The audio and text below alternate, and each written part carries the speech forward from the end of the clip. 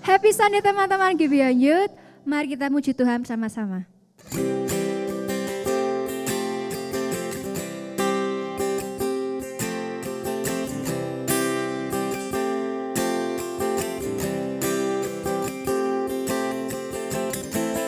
Firman terangi jalanku, perisai iman di setiap waktu, lindungiku dari segala, tak pernah ku ragu, karena Dia bersamaku, setia menjaga dengan kuasa mulia.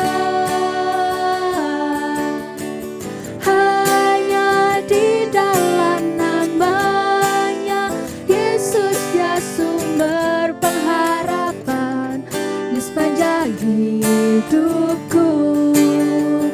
Hanya di dalam kuasa-Nya pasti tersedia kemenangan bagiku selama-lamanya.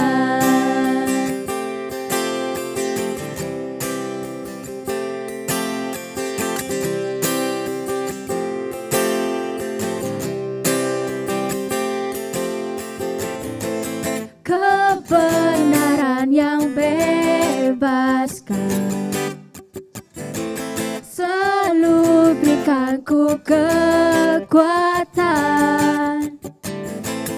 hadapi segala tantangan.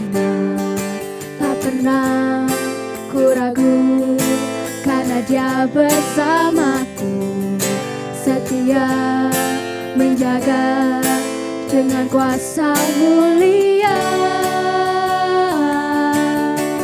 Hanya di dalam nama-Nya Yesus, Dia sumber pengharapan di sepanjang hidupku. Hanya di dalam kuasa-Nya pasti tersedia kemenangan bagiku selama-lamanya. Dalam nama-Nya ada pengharapan, dalam kuasa-Nya kemenangan. Dalam nama-Nya ada pengharapan, dalam kuasa-Nya kemenangan. Hanya di dalam nama-Nya Yesus, Dia sumber pengharapan di sepanjang hidupku. Hanya di dalam kuasa-Nya pasti tersedia kemenangan bagiku selama-lamanya. Dalam nama-Nya ada pengharapan, dalam kuasa-Nya kemenangan.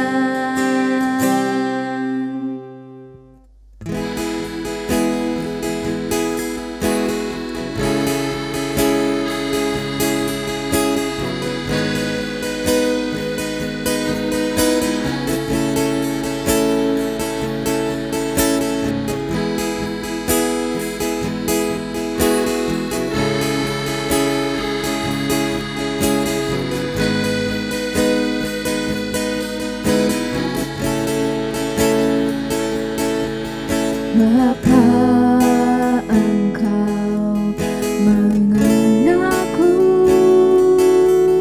lebih dari siapapun? Engkau tahu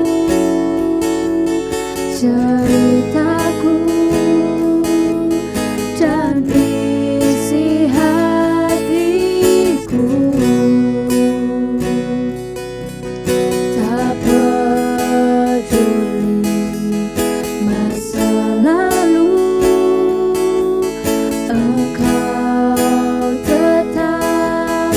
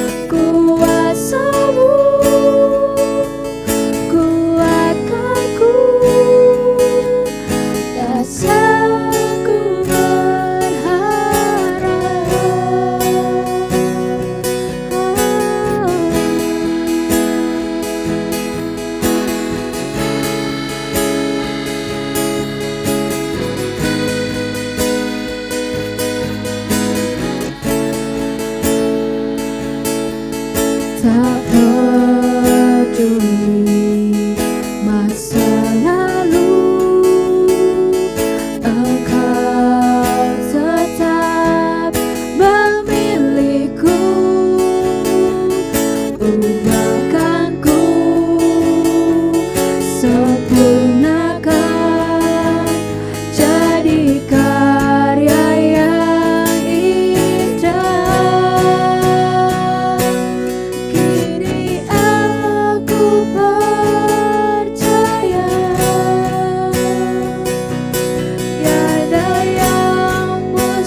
tiada yang mustahil bagimu.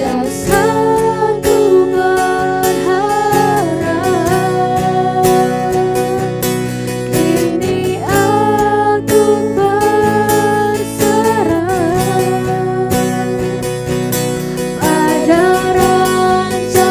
bagiku. Ku ikuti panggilan-Mu,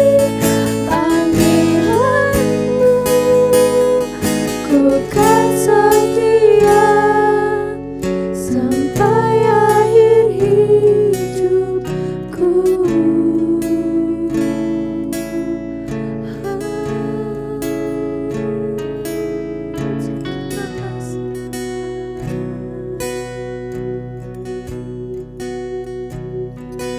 Kini aku percaya,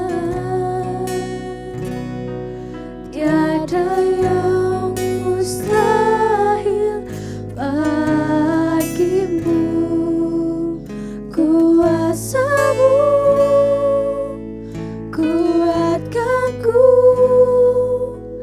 dasarku berharap. Kini aku berserah pada rancangan-Mu bagiku. Ku ikuti panggilan-Mu, ku kan setia sampai akhir hidupku. Ku ikuti panggilan-Mu, ku kan setia sampai akhir hidupku. Rekan-rekan Youth, selamat hari Minggu. Senang sekali bisa kembali menyapa teman-teman secara online. Semoga kita semua dalam keadaan yang baik-baik saja ya hari ini. Nah, mungkin ibadah onsite kita teman-teman masih terbatas jumlah kehadirannya, tapi satu kerinduan saya bisa bertemu dengan teman-teman yang lain secara langsung juga ya. Mari sebelum baca dan merenungkan firman Tuhan, kita sekali lagi memohon pertolongan Tuhan di dalam doa. Bapa di dalam surga, terima kasih untuk kesempatan kami boleh kembali beribadah dan kami akan sama-sama belajar kembali dari firman-Mu. Kiranya Tuhan yang menolong setiap kami, baik hamba-Mu yang menyampaikan maupun setiap kami yang mendengarkan. Biarlah kami boleh diubahkan oleh firman-Mu. Terima kasih Tuhan, bersabdalah pada setiap kami karena kami telah siap mendengarnya. Di dalam nama Tuhan kami Yesus Kristus, kami berdoa. Amin. Teman-teman yang terkasih, pembacaan firman Tuhan kita terambil dari Yosua pasal 2 dan pasal 6 sebenarnya. Tapi saya mau kita lebih fokus pada Yosua 2, khususnya ayat 8-13. Pasal 6 nantinya akan menolong kita melihat cerita ini lebih luas lagi nantinya. Tapi saya tidak akan terlalu berfokus di sana.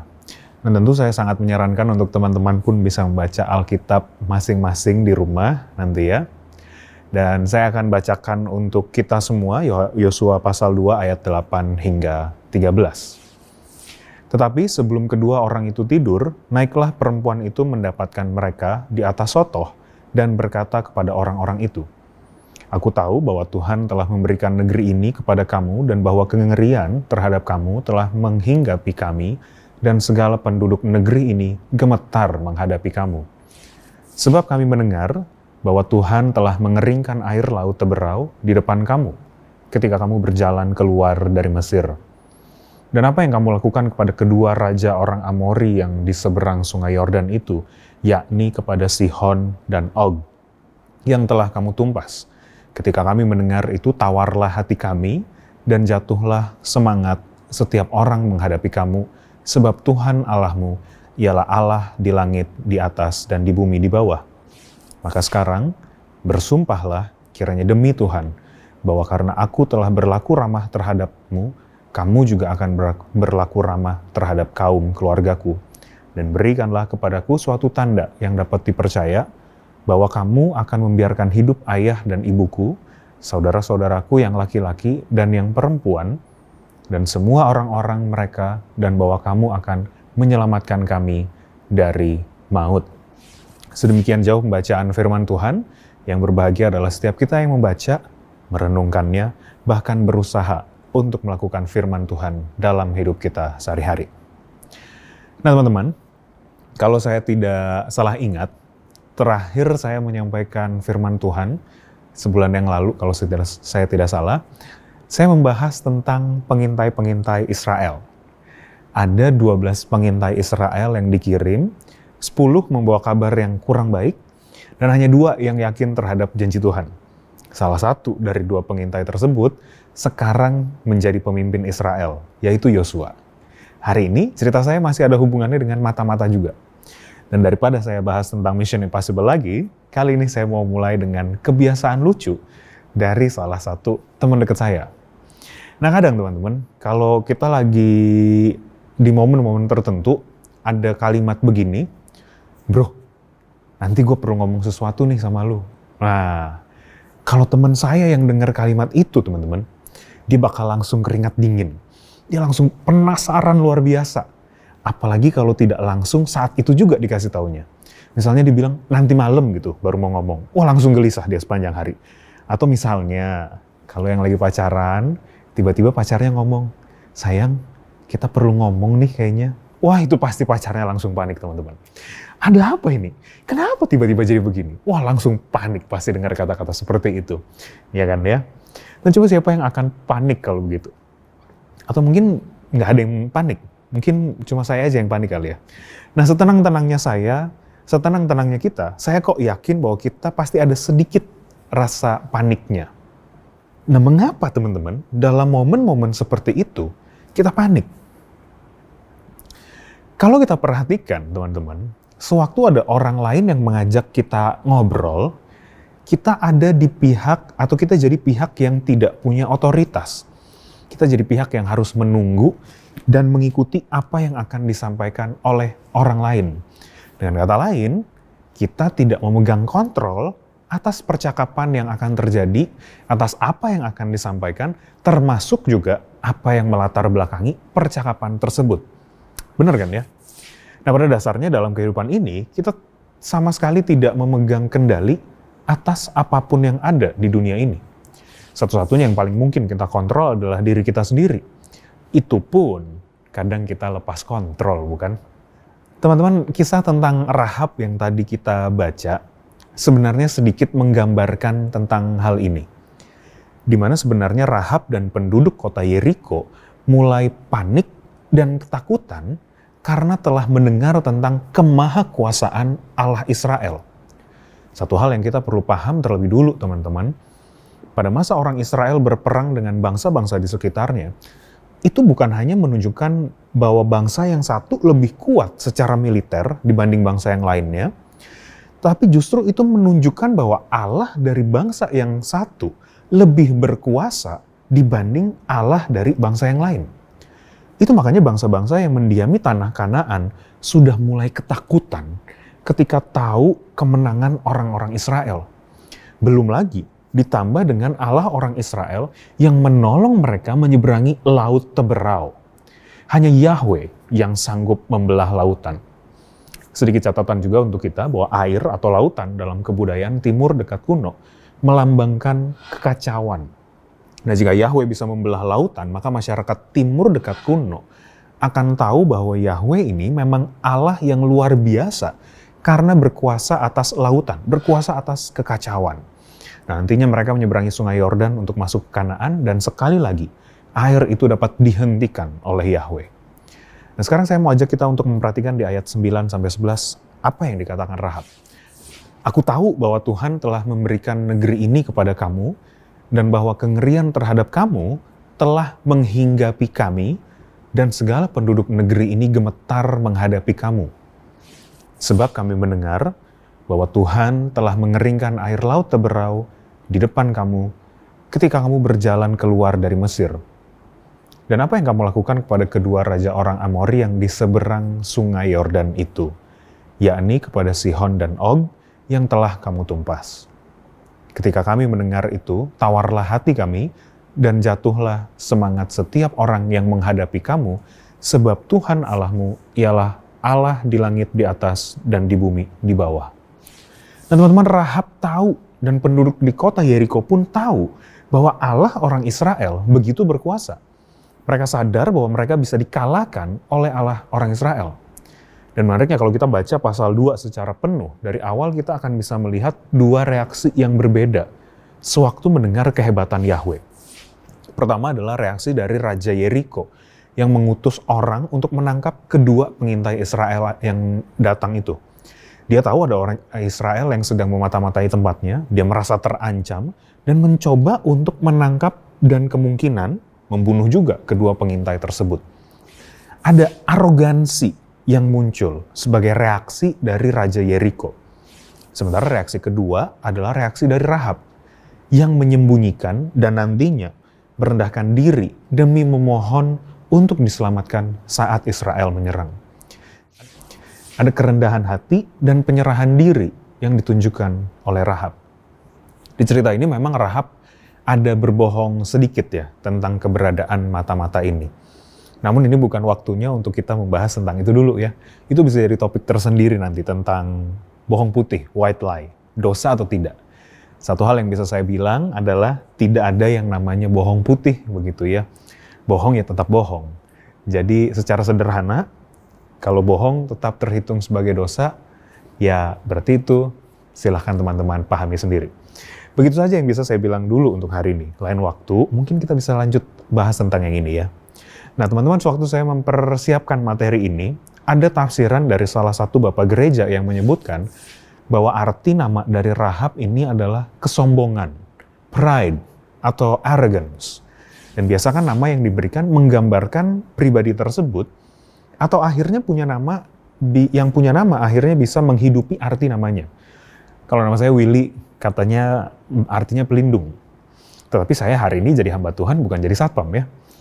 Mungkin nanti saya jadi pelindung dari ajaran-ajaran palsu, semacam apologis begitu, entahlah. Kalaupun tidak begitu, setidaknya saya jadi pelindung bagi keluarga saya saja sudah cukup kok. Oke, balik lagi ke nama Rahab ya. Jadi tadi arti namanya adalah kesombongan, tetapi kalau kita perhatikan, sama sekali tidak ada kesombongan yang muncul dari Rahab.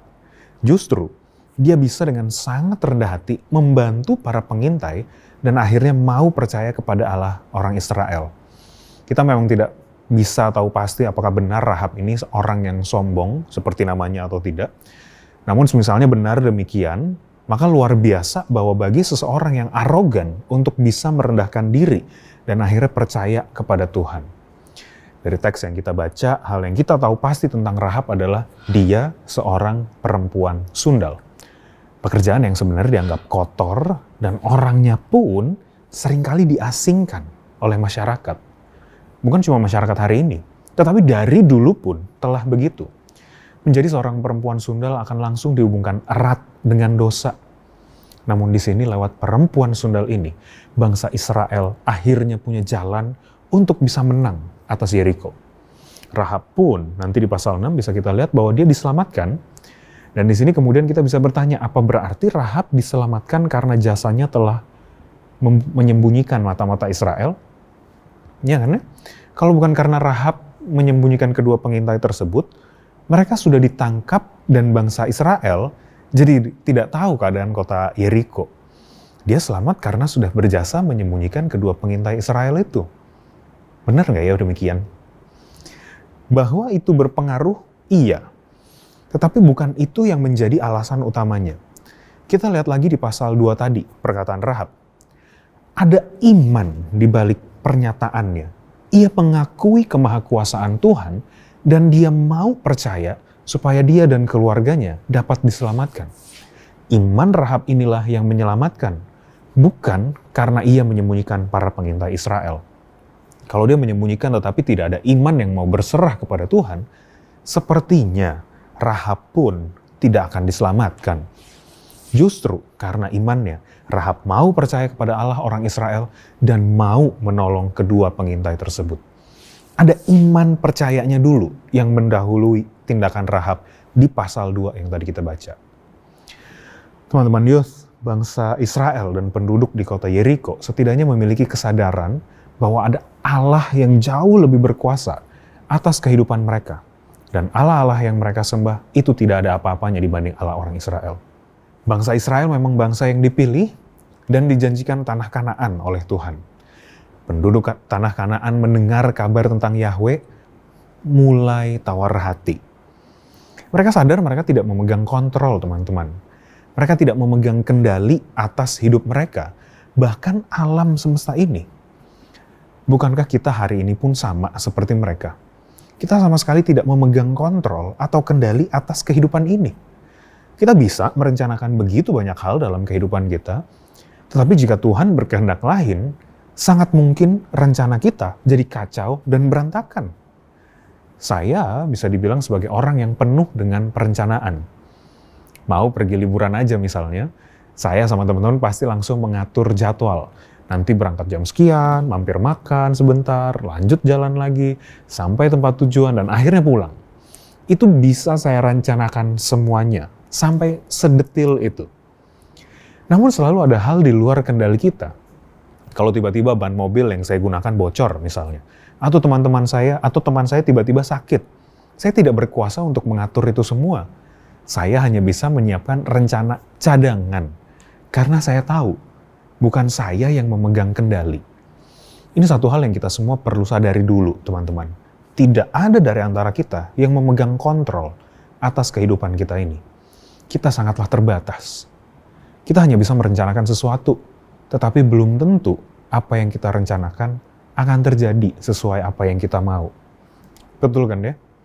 Misalnya saja, kita berkomitmen untuk baca Alkitab setiap hari. Akan lebih mudah bagi kita untuk gagal, betul kan ya? Kita selalu punya alasan untuk menunda sesuatu. Bahkan kalau kita sudah berkomitmen untuk tidak lagi nonton video porno, bukankah kita akan mudah jatuh kembali? Kita sama sekali tidak bisa mengandalkan diri kita sendiri. Kita butuh untuk ditolong oleh orang lain. Ini hal pertama yang perlu kita sama-sama sadari. Dan jika kita sudah sadar butuh pertolongan, maka berikutnya kita bisa mencari kepada siapa kita dapat mencari pertolongan. Kita kembali kepada cerita Rahab. Dia tahu bahwa keadaan dia dan bangsanya terancam. Dia tahu dia butuh pertolongan. Pada siapa dia memohon pertolongan? Mungkin kesannya ketika kita membaca teks ini, kita lihatnya Rahab meminta pertolongan kepada pengintai Israel ya. Padahal sesungguhnya bukan demikian. Rahab berani berbicara kepada para pengintai tersebut karena ia telah beriman kepada Tuhan. Jangan dibalik. Dia percaya dulu kepada Allah orang Israel, makanya ia mau bicara kepada pengintainya Israel, bukan sebaliknya. Di momen terendahnya, dia sadar dia butuh untuk percaya dan menyerahkan hidupnya kepada Tuhan. Kita bisa lihat nanti buktinya betapa berkuasa Allah yang disembah orang Israel ini. Mereka berperang dengan kota Yeriko tidak pakai strategi yang aneh-aneh, teman-teman. Cara mereka menyerang adalah dengan mengelilingi kota Yeriko. Hari pertama sampai ke-6 disuruh keliling 1 putaran. Dan di hari ke-7 mereka diminta untuk keliling 7 kali sambil para imam meniup sangkakala. Setelah itu runtuh temboknya. Ingat, mereka hanya diminta keliling. Nggak diminta untuk ketok-ketok sambil keliling itu ya. Pun ada suara sangkakala, rasanya tetap tidak mungkin. Tidak cukup suaranya untuk bisa meruntuhkan tembok yang tebal gitu. Namun karena kuasa Tuhan, tembok itu runtuh. Israel pun akhirnya bisa masuk dan menyerang Yeriko dengan mudah.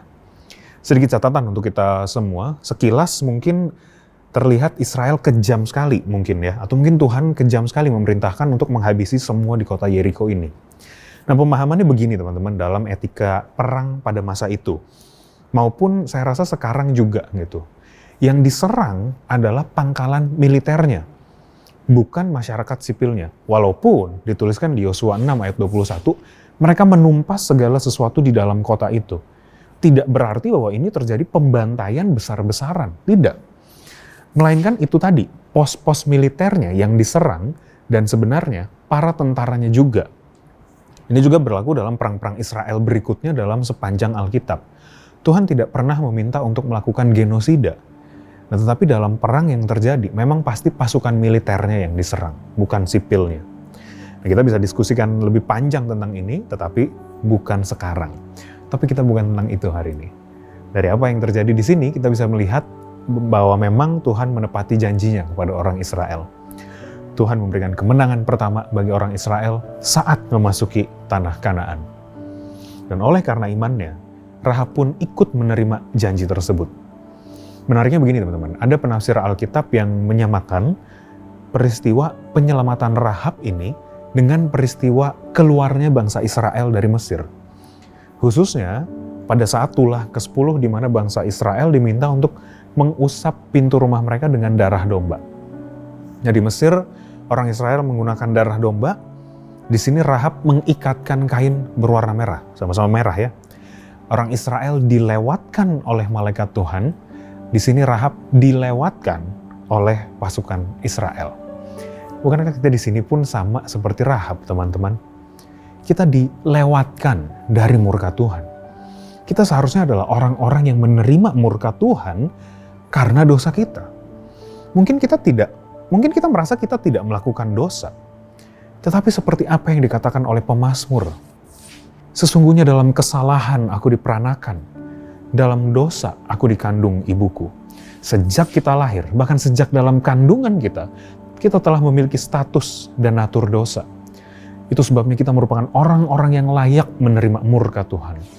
Namun, sama seperti Rahab yang akhirnya mau percaya kepada Allah orang Israel dan menerima keselamatan, kita pun yang percaya kepada Kristus akhirnya menerima kemenangan Kristus tersebut. Rekan-rekan Youth yang terkasih, Rahab mungkin hanya seorang perempuan sundal, dan dalam bayangan kita, dia seharusnya tidak dapat bagian dalam keluarga kerajaan Allah. Namun jika kita melihat catatan silsilah Yesus Kristus dalam Matius, kita akan menemukan nama Rahab, dan lewat Rahab akan lahir Boas, yang nantinya akan menikah dengan Rut dan melahirkan Isai, ayah dari Daud.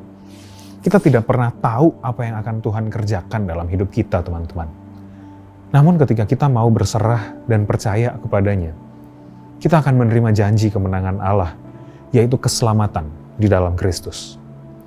Dua hal yang perlu kita sama-sama ingat adalah, pertama, kita tidak memegang kontrol dalam kehidupan ini.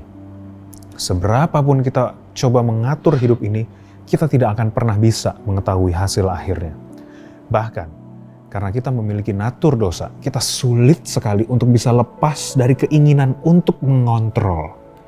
Dan sebab kejatuhan manusia yang pertama membuat kita ingin menentukan hidup kita sendiri. Bukan begitu? Dan kedua, dan berhubungan dengan hal tersebut adalah kita perlu bersandar penuh pada Tuhan, Sang Pencipta langit dan bumi itu. Dialah yang berkuasa atas seluruh alam semesta ini, termasuk juga hidup kita. Kita perlu membiarkan Tuhan menjadi Tuhan. Let God be God, we be human. Saya yakin akan sulit, tapi kemenangan Kristus itu telah menjadi bagian dalam hidup kita. Dengan pertolongannya, maka kita akan bisa menjalani hidup ini dengan penuh kerendahan hati kepadanya. Selamat menjalani kehidupan dan selamat berserah kepada Tuhan. Mari kita tutup ibadah kita di dalam doa. Ya Tuhan, terima kasih untuk firman yang boleh kami dengarkan hari ini. Kami bersyukur kalau kami adalah orang-orang yang telah menerima janji kemenangan Tuhan, yaitu keselamatan di dalam Kristus Yesus. Terima kasih kalau kami akhirnya diikutkan, diperhitungkan di dalam bagian tersebut. Dan biarlah kami pun dalam kehidupan kami mau terus berjuang untuk menyerahkan kendali atas hidup kami kepada Tuhan. Dan biarlah kami pun mau merendahkan diri kami dipimpin oleh Tuhan. Terima kasih ya Tuhan untuk firman-Mu ini. Kami tidak tahu, hamba-Mu tidak tahu apa yang sedang dialami anak-anak-Mu di hari-hari ini. Tapi biarlah Tuhan sendiri yang akan menilik dan Tuhan sendiri yang akan menolong setiap dari kami yang mendengarkan. Terima kasih Tuhan untuk kesempatan hari ini kami boleh beribadah. Kiranya Tuhan yang akan terus menyertai kami di dalam setiap langkah kehidupan kami. Di dalam nama Tuhan kami Yesus Kristus, kami mengakhiri ibadah kami. Amin. Sebelum mengakhiri ibadah kita, teman-teman, sedikit pengumuman untuk kita semua. Saya mewakili teman-teman leader, terus menghimbau teman-teman untuk ikut aktif dalam care group masing-masing, supaya kita bisa terus bertumbuh di dalam Tuhan ya. Dan saya juga ingin mengingatkan untuk kita juga bisa membaca terus daily devotion-nya, karena kita butuh untuk waktu pribadi, waktu untuk kita merenungkan firman Tuhan. Dan kalau ada teman-teman yang ingin didoakan secara khusus, silahkan teman-teman sampaikan prayer request kalian dengan cara scan QR code yang ada gitu, atau di link yang ada di layar ini ya. Itu saja mungkin. Selamat hari Minggu dan sampai bertemu di kesempatan berikutnya. Tuhan memberkati.